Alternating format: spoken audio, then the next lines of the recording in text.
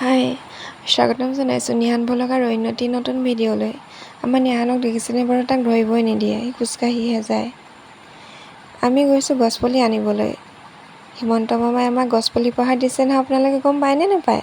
লাখপতি বাইদেউসকললৈ এটা দুটা নহয় আকৌ 6টাকৈ দিছে। মামাই উপহাৰ দিছে, আমিতো গ্ৰহণ কৰিবই লাগিব নহয় জানো? আৰু এইফালে দেখিছেনে বাৰু খুৰীহঁতে চহী কৰি আছে।